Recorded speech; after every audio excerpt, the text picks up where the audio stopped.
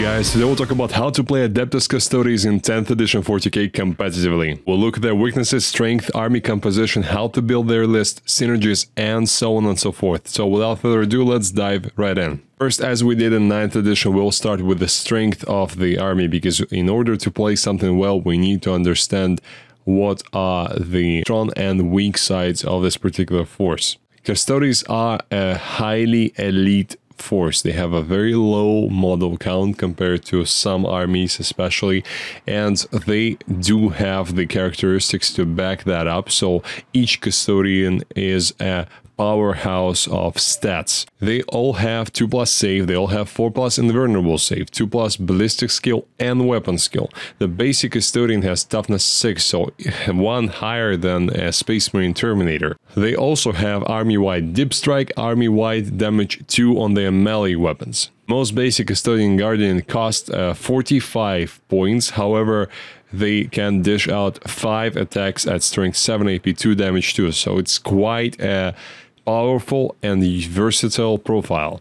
And all that makes them a highly efficient force both in shooting and in combat. So they can do both quite well, obviously with some limitations, but they are not only limited to close combat like some armies, say war leaders. Coupled with leader abilities, the abilities in each squad, and Custodes have, each squad has their constant ability that works for the entire game, and also a second one which is a once per battle thing, and this one is usually a very strong, powerful upgrade that works for a phase or a turn, something like that. And also stratagems. If you combine all that, you have a very reliable force on your hands, which will perform whenever you ask them to. Martial katas is their army rule, which essentially gives you, in the fight phase, a number of buffs which you select for your entire army in this particular phase. Will be either sustained hits 1, which is exploding 6s to hit in combat, or lethal hits to help you deal with some heavy high toughness stuff, which is 6s to hit, automatically wound. And considering the number of attacks Custodes have, high AP, high damage, this one is extremely good to have, and it's not limited to one use only like the Space Marine combat doctrines. And lastly, you have -1 to hit in melee on your unit. So if you want them to survive, you can also have that instead of the exploding 6s and 6s to hit auto one. Their current detachment rule, which obviously when the codex comes out, and the Custodes codex seems to be one of the codexes that will come out in 2023, so probably somewhere like autumn or maybe winter, early winter. So we should see some extra detachments, and this rule can be changed then, but I think currently with the metagame where everything is dishing out a ton of mortal wounds, having a 4+ shrug against all those mortal wounds is extremely good for survivability. Actually, historically, Custodes rules always were the best when those rules were giving Custodes extra something to be able to withstand damage. Definitely a great rule, allowing you to actually benefit from all your saves, invulnerable saves, and etc. The psychic phase is no longer exists and is no longer a threat for you. The psychers are not a threat as much as they were before, because all those abilities don't do mortal wounds. However, the guns and the melee weapons with devastating wounds ability are, so it's good to have that. Still, Custodes aren't immortal. That's the one thing that you should definitely keep in mind. They can be dealt with, especially if something like Oath of Moment concentrates firepower on your one squad. They will be able to decimate it. So Custodes are a finesse army indeed. Their stratagems offer a plethora of tactical choices, and we will look at some of the best ones later in the video. And also, they are very good at scoring, because each custodian counts as 2 models, so has objective control value of 2, and if you have a Vexilla in your squad, which is a free warrior choice, like the Ancient Banner and Grey Knights, it gives you an extra OC for your squad. And in case of Wardens, it does not even diminish your fighting potential, because if you take the banner with, say, a squad of Custodian Guard, you will be sacrificing one of those spears, and your Vexil will only have a Emissary Courtier to defend himself. Now, I don't want you to think that everything is so jolly and there are no drawbacks whatsoever. There are some weaknesses with Custodes. First is they are relatively slow without extra help. There are some character buffs available, which will make your units faster either permanently or once per game, but still it can be a great help. Also some unit abilities like that or enhancements, but other than that, Custodian moves 6, and this is something you will have to deal with in your games and take into consideration. And the deep striking isn't a remedy because you're not getting any modifiers. The only bonus to charge is the Blade Champion's reroll charges ability for his squad, but that's obviously not that important. You could have rerolled that with the CP. So Custodes should not hopefully rely on deep striking in order to achieve their objectives. Secondly, they are highly elite, means that even though we have sisters which are cheap, they are also very fragile. And if someone goes through your sisters, say with indirect fire weapons, you will have to sacrifice some of your extremely highly valuable custodians to hold objectives, to do quote-unquote actions that we have now. They're not called actions anymore, but there are some things that where you cannot charge, cannot shoot, and instead you do this for the mission, for the victory points. And all those things will cost you more because custodians are very expensive. That's why I always recommend to have sisters in the army and hope that they will not be decimated with some whirlwind on the other side of the table. Anti-tank is very hard to come by in Custodes, so the only really good anti-tank shots in the codex itself are the Land Raider, and even still Land Raiders are just 4 shots, hidden on 2s with no rerolls to wounds, so you need at least 2 to have some resemblance of reliability in that firepower, so have a chance to destroy a tough monster, have a decent chance. If you really need some reliable firepower, you will need to go either into melee or to look at Forge World units, which we'll discuss later. Damage 2 is no longer as anemic as it was before, so now against Dreadnought type units like Carnifexes and regular Dreadnoughts, apart from the wonderful Redemptor Dreadnought, which still retains the -1 damage, and Telemon actually as well, the Custodes Telemon Dreadnought. So most things don't have -1 damage or half damage, so you will be fine with your damage to spears. However, those are still strength 7, so without the katas and extra other buffs, it will be hard to punch up into those high toughnesses like toughness 12 or even 14. Battle Shock can be a problem, again for the same reason of them being highly elite. They did get hit by a leadership nerf, so they are only leadership 6, even though they were leadership 11 in previous editions, so they were, what, 3 points higher in leadership than the regular Space Marines, and now they are the same as Space Marines, so 6+. And losing an entire squad's worth of objective control because you failed a battle shock check can be devastating in some cases, so keep that in mind. Now let's talk about how to actually build the army. What are the units, what are the good combinations, all that good stuff. So as always, we will try to build a balanced force. Custodes are that in general, they are good being efficient in all the phases, so we don't want to skew them too much into combat or shooting. We want them to be able to perform in all phases available.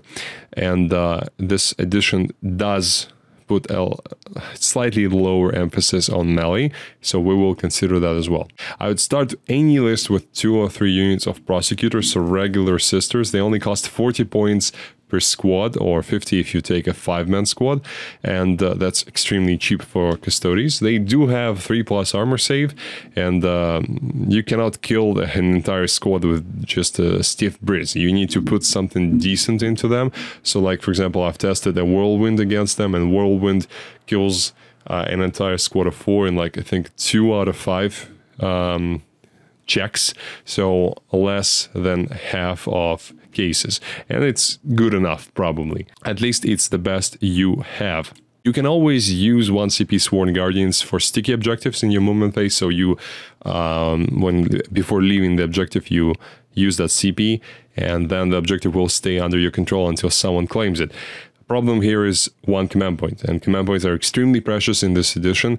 Custodes do have some ways of getting free command points, free stratagems with their captains. Every captain has this ability, like the Space Marine captains do have, but it's still very precious. So if you can put just a 40 points Prosecutor's unit on an objective, it's probably better for you than spending that CP. Next, we have quite a few choices to make. Custodes, almost all of their units are good, at least fine, good, or even very good. And I'm gonna walk mostly through the regular stuff, because the regular stuff is actually quite good, and you don't have to use Forge World in order to have a competitive list. However, I would suggest using a couple of units. I'd recommend to have at least one full squad of Wardens with a leader, probably a shield captain. So why do you need a leader for Wardens? They essentially get the new version of Transhuman, which is you are -1 to wound if the attack that targets you is higher than in strength than your toughness. So if you are T6 and someone attacks you with strength 6, it doesn't do anything, but in all other cases when the strength is higher, it's going to be it's going to have -1 to that wound roll. Obviously not as powerful as the Transhuman, but it's the best we get, and this ability only is active when your Wardens have someone to bodyguard. And I would suggest the Shield Captain, because Shield Captains give them two things. First is a free stratagem every battle round, which can be anything, and Custodes have some great stratagems, which we'll look at later, and two of them cost 2 command points. So you really need that ability. And also the captain does give them an ability to double dip into the katas, so you can activate 2 instead of 1 for that particular squad. So if for your entire army, say, exploding 6s are active, you can also activate the lethal hits for this particular squad. So captains are very good, and they're also quite punchy in melee. Also, Wardens have a one-off 4+ feel no pain for a phase. So for example, if you definitely know that your opponent will not be charging you, but they have 50 guns pointing at your Wardens, and you just absolutely, you know they have to survive, that's a perfect opportunity to use that 4+ shrug, because they will essentially negate half of the damage. They already negate half because of their 4+ invulnerable save. They will negate some because of the -1 to wound, and also half of all the damage because of the feel no pain. So that can make them very hard to shift. So here's your midfield brawler unit ready. This is what is gonna control the central objective, what's gonna try to give you those victory points when you need them, and potentially also kill something if your opponent sends someone too close to the center. Next, Alars. They are much less survivable than Wardens, even though they are at 4 wounds each and T7.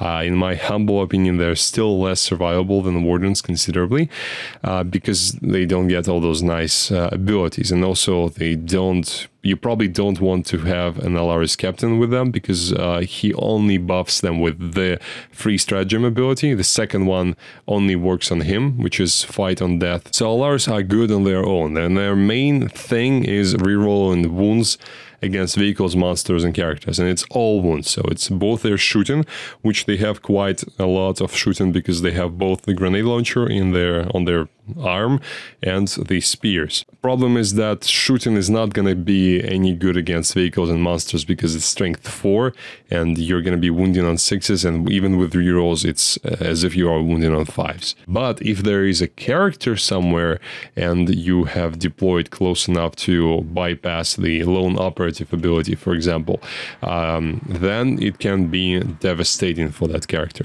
Obviously, you don't take them for the shooting, you take them for the melee, and that is where they are very good. They have the very same profile as all the Custodians, because they all have the 5 attack, strength 7, AP 2, damage 2, but they will be rerolling all wound rolls against vehicles, monsters, and anything that is not toughness 14 like a monolith, they will be wounding very well, because 5's rerolling is quite good. And keep in mind there are stratagems and also the katas, which allow you to have the 6s to hit auto wound, so you will be fine. Stat side note for you math buffs out there: if you're thinking what is better, +1 to wound or 6s to hit auto wound, so +1 to wound, wounding on 4s is the same as wounding on 5s, but having 6s to hit automatically wound.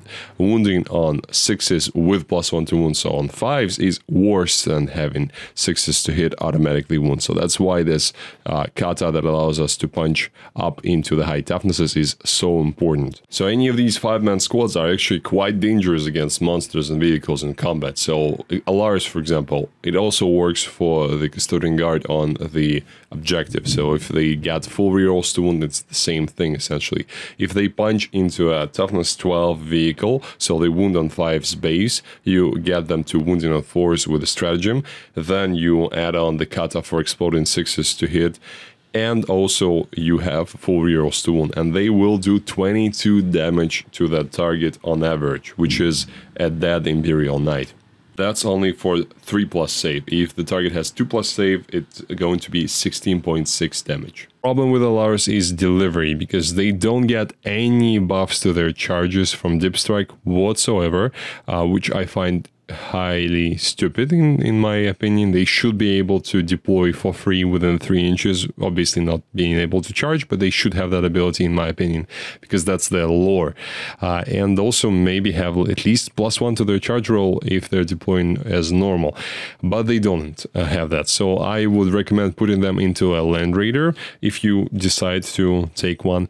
And Land Raider is a good platform. It allows you to move 10 inches with the Land Raider, bypassing the 5-inch move that Valoris have. They used to have a 6-inch move. Now they're a bit slower, so you really want them to either Dip Strike, which we already discussed why it's not that good, or use the Land Raider to move 10, then disembark 3 inches and be able to charge, essentially giving them a 13-inch move, so like slightly faster Vanguard Vets. Also, a 2-man Valoris squad can be good in terms of disruption. I would not say that it's a perfect choice. It's just something that you might want to consider. And it's not perfect because you don't get any bonuses to charges, and you cannot deploy closer than normal, so like within 6, within 3, whatever. Custodian Guard, they are surprisingly good. Their raw output is the same as all other Custodians, so gone are the days where Wardens and Valoris fought better than the Custodian Guard. The Custodian Guard, the only difference is that they cannot take the axes, which are damage 3, but the problem with the axe is that it's 1 less AP, 1 less attack, and also 1 less weapon skill. So it's significantly worse, and worse against almost any target whatsoever. So I really hope they change that sometime in the future. Probably they won't, because they know that almost everyone has access on their Valoris and on their Wardens, so they really want to sell those extra models.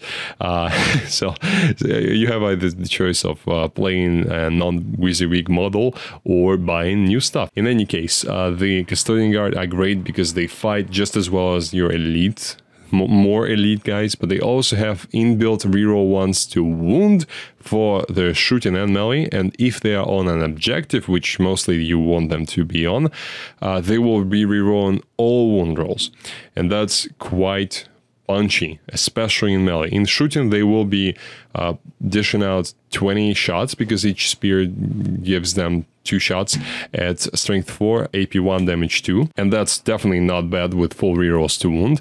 And in addition to that, they once per game can shoot twice with all those spears. So in one shooting phase, when you really need it, you can do 40 shots with all those spears and re-roll in all wound rolls if you're on an objective. So they can punch very hard. To escort them, I would suggest going for a Blade Champion. He gives them free heroic intervention stratagem, so you're saving command points on that already, and you make that squad much more dangerous for your opponent to actually interact with. Also, it gives the squad rerolls of advances and charges, so makes them significantly faster, and that's what Custodian Guard on foot really need. And also, once per game, you get a chance to advance and charge, so you will be running them up the board, rerolling those advances all the time. Then, once the time comes, you will be able to turn on advance and charge, and also reroll both that advance and the charge.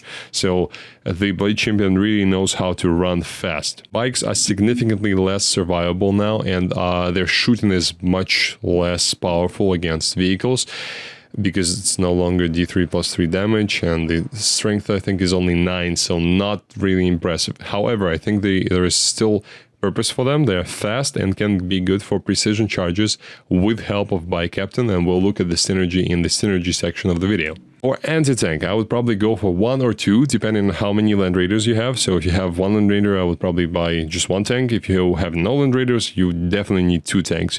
Caladius Graph Tank. So that's the only Forge World thing you really need, because they are very efficient. Probably the most reliable anti-tank gun in the game, apart from some mortar wound things.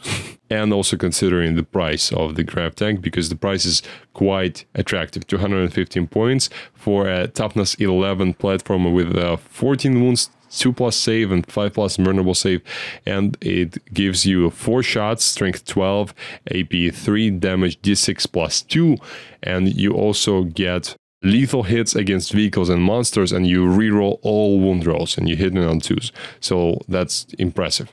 There are some notable mentions in the Forge World section. So the Telamon Dreadnought is nice because he can fight reasonably well in combat, just the same as the Redemptor, I think.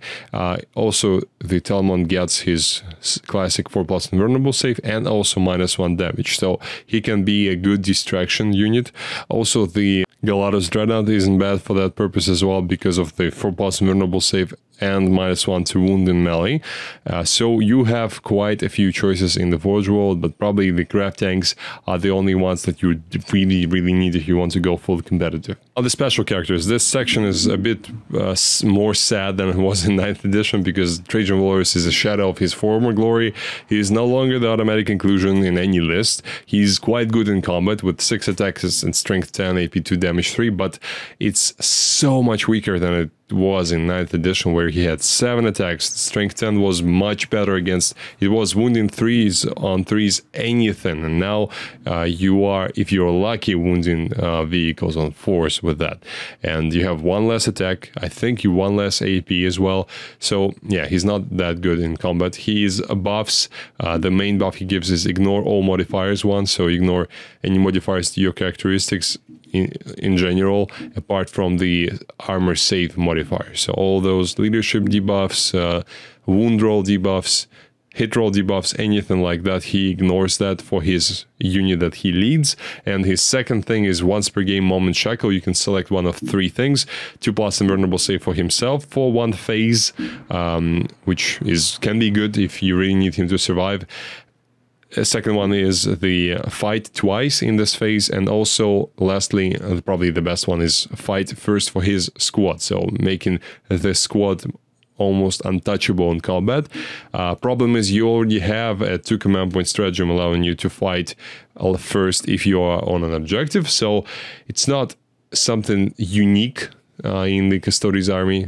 Only Valoris can have that. No. So he's not bad, but 145 points is still a lot of points, and the regular good old shield captain is just so good with that free stratagem per battle round thing, where here you will only get 1 off chance to use that moment shackle.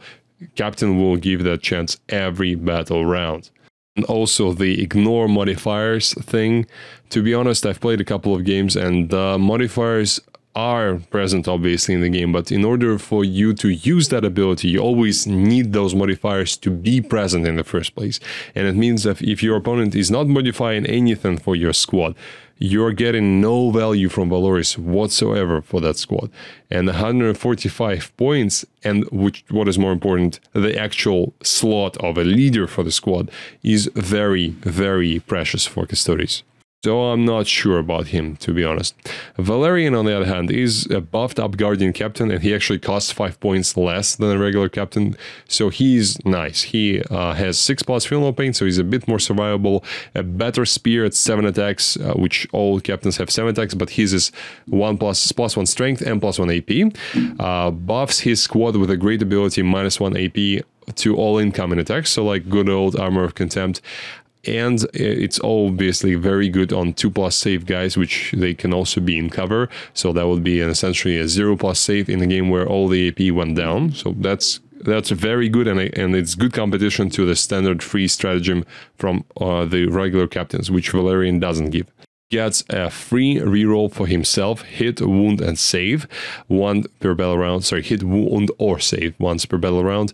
And once a battle, he can change the result of a roll to a 6 for himself again. So he is quite good. If you really don't need those free stratagems, you might want to consider Valerian for your leader of, say, your warden unit in the center. Aleya, she's an enhanced knight centura. She gives fight first to a unit of sisters, which vigilators are best for that, obviously, because they have swords.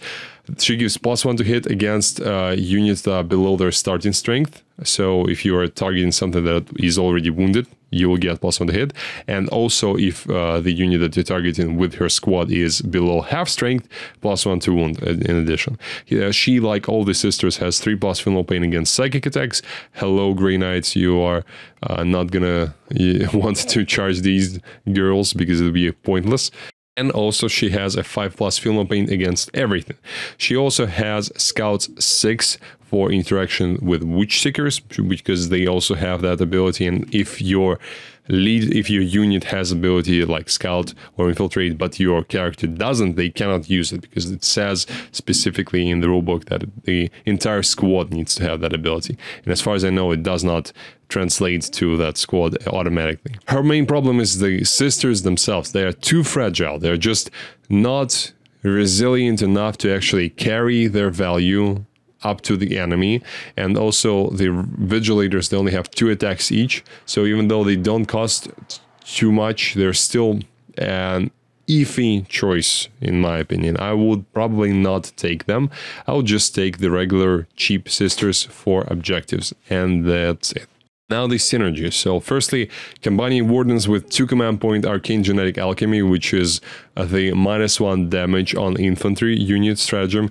That can be devastating for your opponent, because if they're shooting at something like in Redemptor Plasmas at you, and your models are 3 wounds each, and you downgrade that to damage 2, that will just throw their efficiency out the window. That's why this is cost 2 command points, and that's why you want those captains, because having 2 command points is quite difficult in 10th edition. Their 4+ shrug and -1 to the wound roll will result in one of the most resilient units you can imagine, and obviously have access to in your codex. So double dip into katas, and this free stratagem means that that captain will be hard to beat. A Valerian can also be good, but then you will have to pay those actual 2 CPs for the Arcane Genetic Alchemy. So 1 CP Vigil Unending is also awesome, because it allows you to pick up a dead warden and raise him from the dead, put him in coherency with your unit for just 1 command point. So you would probably want to do that every turn if you have the CP. Again, why you need the captains, to be able to have those spare CPs to revive you guys. And Custodes, they never, as far as I remember, they never had any apothecary style ability since they came out. So that's something very unusual, and I hope that the stratagem will stay in at least some of the detachments that we will see in the codex, because I really don't want to miss this one when we have a choice to change the detachment. Next combo is the 2-man bike squad with a bike captain, and that's a great nuisance unit. They have an automatic 6-inch advance, so they're very fast with their 12-inch base move fly keyword, which is not as good as it was before, but still quite good. And also the 6-inch automatic advance. They can do 2 mortal wounds per model in the squad, so it's 3 models. That's mortal wounds on 2+ when they fly over a unit, anything except for monsters and vehicles.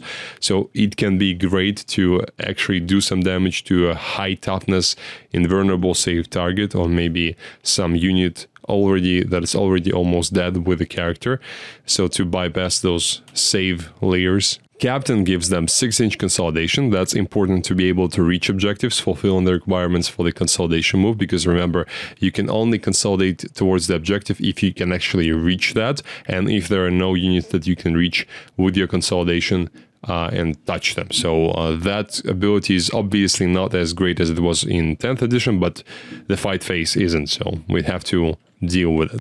Plus, once per battle, that's the most important part, you can make a normal move at the end of your opponent's fight phase, or fall back if you are within engagement range.